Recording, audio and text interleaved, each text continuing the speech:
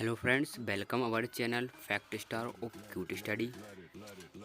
तो फ्रेंड्स, अगर आप 11th में हैं और आगे जाके आप नीट की प्रिपरेशन करना चाहते हैं या आप बोर्ड में अच्छी रैंक लाना चाहते हैं, ठीक है, और आप अगर 11th में भी कुछ अच्छा कोर्स करना अच्छा स्कोर करना चाहते हैं तो आपको इसके लिए ऑब्जेक्टिव टाइप क्वेश्चन की प्रैक्टिस करना बहुत आवश्यक नीडेड है। क्यों कि अगर आप practice test bank NEET practice नहीं करते ऑब्जेक्टिव टाइप क्वेश्चन की, तो आपको ये 25 नंबर होते हैं ना, वो फंसा देते हैं। क्यों भाई, मैं भी फंस चुका हूँ, तो मैं एक्सपीरियंस है, ठीक। और अगर आप नीट कर रहे हैं और किसी कोचिंग इंस्टीट्यूट में कोचिंग भी कर रहे हैं या आप घर बैठ के भी प्रिपरेशन नीट की कर रहे हैं, तो भी आपको रोज़ क्वेश्चन प्रैक्टिस करने की ज़रूरत होती है। और आप जो एक चैप्टर करने के बाद आपको क्वेश्चन प्रैक्टिस करने के लिए क्वेश्चन नीडेड भी होते हैं। तो फ्रेंड्स, आपके इस प्रॉब्लम की सॉल्व करने के लिए मैं आपके लिए अपने चैनल पे रोज़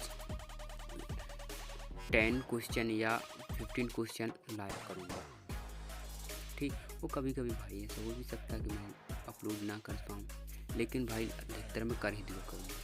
और इससे आप अपने जो 25, अगर आप 11th की स्टूडेंट तो 25, और अगर आप घर बैठे या किसी इंस्टीट्यूट से प्रिपरेशन कर रहे हैं तो आपके बायो के और अन्य विषय के भी हो सकता है तो मैं ला पाऊँ तो लाऊंगा। प्रैक्टिस करें क्वेश्चन की, जिससे कि आपकी रैंक पुशअप हो या परसेंट भी पुशअप हो, ठीक। तो फ्रेंड्स, आज की वीडियो में स्टार्ट करता हूँ।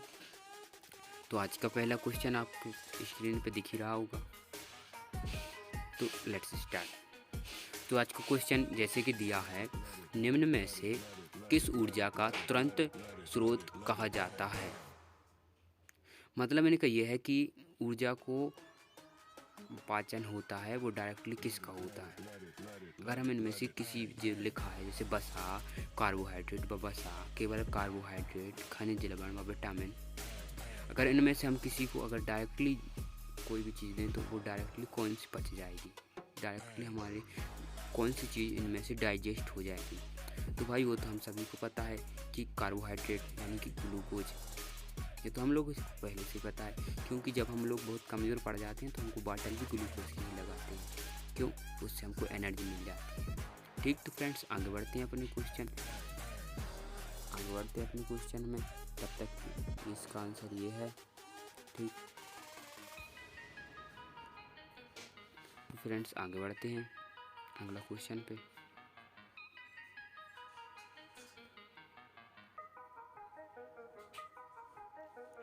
तो जो अगला क्वेश्चन दिया है वो कुछ इस तरह है, आप निम्न में से किस पोषण की प्रक्रिया को सबसे अच्छे प्रकार से समझाता है। फ्रेंड्स, क्वेश्चन को सॉल्व करने से पहले मैं आपसे कहूँगा कि आप इसको जब भी सॉल्व करें तो अपने पास एक पेपर लें और उस पर ये ऑब्जेक्टिव टाइप क्वेश्चन का नंबर लिखें और उसके सामने अपना जो आप पहले मुझसे पहले आप लगाते उसको लगाएं, जिससे कि आपको पता लगेगा कि आप 10 में से या 15 में से आपने कितने सही किए हैं। जिससे कि आपको जो आपने गलत किए हैं तो आप उसके बारे में सोचेंगे तो वो आपको स्थायी रूप से याद हो जाएंगे, इनको आप भूल नहीं सकते। तो ये मेरा तो भाई ये मेथड ही है कि मैं इसी तरह करता हूँ, और जो मुझसे गलत हो जाता है वो तो मैं कभी भूलता ही नहीं, ठीक। तो फ्रेंड्स, अभी हम इसको सॉल्व करते हैं। तो ऊर्जा एवं वृद्धि कारकों को प्राप्त करने की, ये भी भाई सही है। भोजन से ऊर्जा प्राप्त करने की, ये भी सही है। शरीर को आवश्यक पोषक तत्वों की आपूर्ति की प्रक्रिया, सही है। ये सभी प्रक्रिया जो शरीर की वृद्धि के लिए आवश्यक पोषक शरीर को बनाए रखने के लिए ऊर्जा की प्राप्ति के लिए आवश्यक होती हैं। तो फ्रेंड्स, वो सभी सही हैं, लेकिन ये कुछ अधिक टाइप अच्छे से समझा रहा है कि हमको कि डाइजेस्टिव सिस्टम में होता क्या है, ठीक। तो इसका आंसर भाई यही है, ठीक। तो फ्रेंड्स, अगला क्वेश्चन देखते हैं। तो जैसे अगला क्वेश्चन स्क्रीन पर है, आप भी पढ़ सकते हैं, मैं आपको पढ़ के सुना देता हूँ। पाचन की प्रक्रिया से आप क्या समझते हैं? तो जैसे कि पहला दिया है कि जटिल पदार्थों का सरल रूपों में परिवर्तन, एकलकों का शरीर द्वारा अवशोषण, ठीक, एकलकों का बहुलकों में परिवर्तन, ठीक, भोजन व जल का अवशोषण। तो भाई ये तो इनमें से तो आपको एक ही सही लग रहा होगा, आपने तो लगा ही लिया होगा अपने पेपर पे, लेकिन इसमें से भाई जो सही है वो मैं आपको बता दूं कि ये है। क्यों कि ये सब तो थोड़ी ऊपर ऊपर से दिखा रहे हैं, ये मतलब ये भोजन व जल का अवशोषण ये भी भाई सही है। एकलकों का बहुलकों में परिवर्तन ये तो कुछ ज़्यादा ही गलत दे दिया, और एकलकों का शरीर द्वारा अवशोषण ये भी गलत है। तो भाई ये तीनों तो गलत हैं, सिर्फ यही है सही है। ठीक, तो आगे बढ़ते हैं। पाचन किस प्रक्रिया द्वारा संपन्न होता है? तो मैं आपको बता दूं कि पाचन भाई ऐसा तो है नहीं कि हम लोग अपने खाना को अपने मुंह से मतलब उसको तोड़े ही नहीं मुंह से और वो डायरेक्ट गुटक लें, मतलब डायरेक्ट निगल लें तो वो हमारा पच जाएगा क्या? अब मान लीजिए आपको एक फल दे दिया, आपने उसको डायरेक्ट गुटक लेंगे तो आप पच जाएगा? नहीं ना। तो भाई ये यांत्रिक, इसका ऑप्शन ये है कि आंतरिक तथा रासायनिक प्रक्रिया।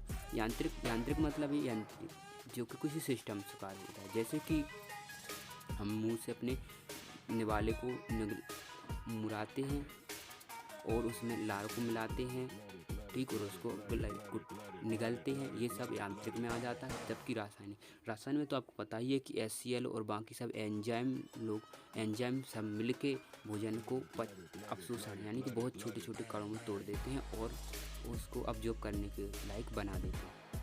तो फ्रेंड्स इसका आंसर जो है वो है ए। ठीक,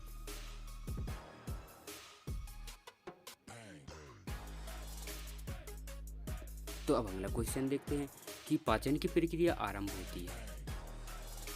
तो फ्रेंड्स आप इसको ज़रूर ध्यान लें, इसको आप टिक भी कर सकते हैं, आप उसको लिख लें क्योंकि बहुत इम्पोर्टेंट है और ये बिल्कुल सरल है, लेकिन इनमें कन्फ्यूजन की स्थिति बन जाए। तो भाई मैं आपको बता दूं कि जो पाचन है मतलब डाइजेस्ट हमारा जो चालू होता है वो मुख से ही हो जाता है। क्यों?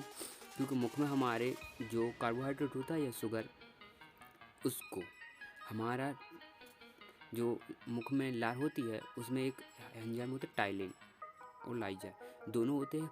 उनमें से एक तो हमारे जो वायरस आदि को किल करने के लिए काम करता है और दूसरा हमारे शर्करा को तोड़ देता है, यानी कि हमारे कार्बोहाइड्रेट को छोटे छोटे टुकड़ों में तोड़ देता है। यानी कि हमारे जो कार्बोहाइड्रेट होता है उस और वो तो NCERT में लिखा भी है कि 30% कार्बोहाइड्रेट हमारा मुख में लार के द्वारा ही तोड़ दिया जाता है, यानी कि पाचन उसका वही हो जाता है कितने का 30%। तो भाई ये तो डायरेक्टली हमारा ये आ जाता है कि मुख से। ठीक फ्रेंड्स, तो आगे अभी इसमें दिया है कि मानव में कितने अस्थायी दांत होते हैं।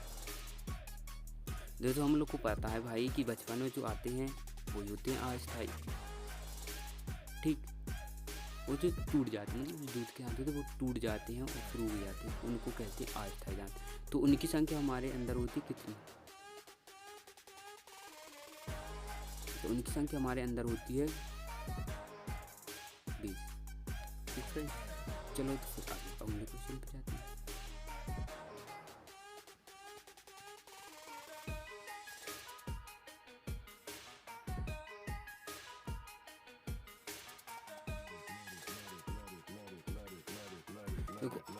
तो अगला क्वेश्चन आपके स्क्रीन पर है,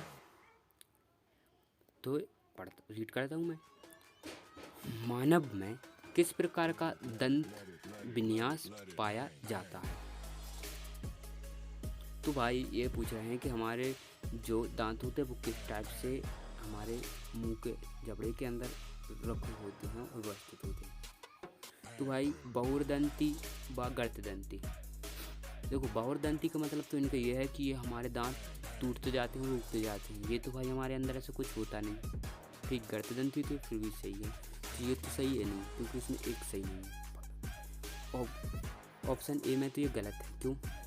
बहुदंती क्योंकि हमारे दांत सिर्फ 2 बार ही उगते हैं। ठीक, तो ये दूसरा द्विबार दंती व गर्तदंती ये सही है, बाकी सब ये तीनों ऑप्शन गलत है। तो इसका आंसर होगा या जो ये है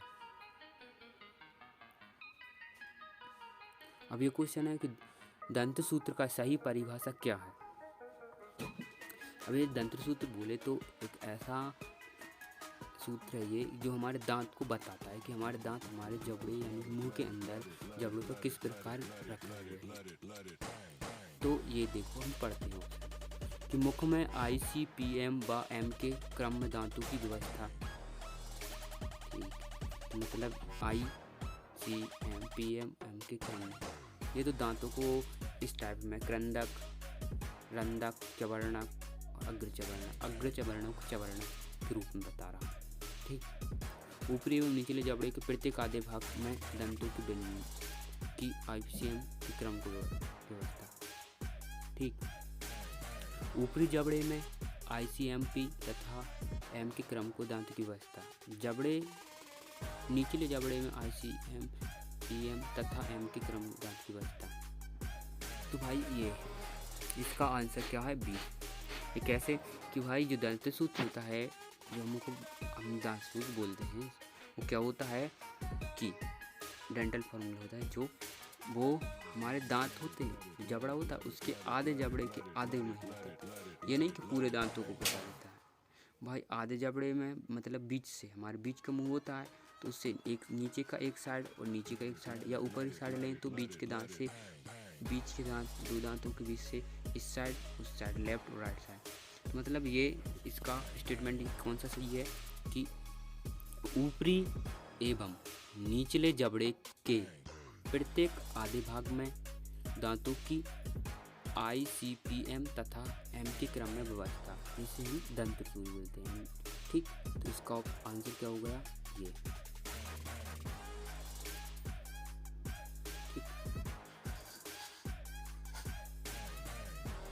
अब ये है कि मनुष्य का दंत सूत्र क्या होता है।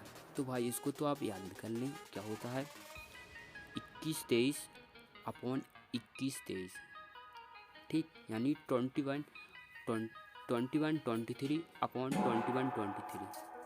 ठीक, इसके तो आप याद ही कर लें क्यों ये कन्फ्यूजन करने वाला। मैं आपको इसको अगले वीडियो में या हो सकता है एक शॉर्ट वीडियो में आपको ये बताऊंगा ये कैसे आया है। ठीक फ्रेंड्स, अब ये क्वेश्चन आया है कि फ्रेनुलम क्या है। तो भाई ये हमारा एक चीज़ होती है जो हमारे जिससे जुड़ी हुई तो उसको फ्रेनुलम बोलते हैं। तो ये इसके बारे में स्टेटमेंट बता रहे हैं कि यह एक बलन है जिसकी मदद से जीभा मुख के आधार से जुड़ी होती है। भाई सही तो यही है और फिर भी बाकी स्टेटमेंट भी पढ़ लेते हैं क्या कह रहे हैं। ग्रसनी की भित्ति पर उपस्थित ग्रंथिनुमा उभार है। तो भाई ये तो बहुत ही ज़्यादा गलत बोल रहे हैं। ग्रसनी की भित्ति पर उपस्थित ग्रंथिनुमा उभार ये भी गलत है। यह तालु की पार्श्व दीवार पर टॉन्सिल जैसी संरचना, ये भी भाई कुछ गलत ही कुछ ही दे रहे हैं बोल रहे हैं ये। और ये पांचवा, यह भी आकार की खांच है जो कि जीभा को सतह को विभाजित करती है। ये भी कुछ भी नहीं, ये कुछ भी बोल रहा है। तो भाई इसका आंसर जो है वो ये है ये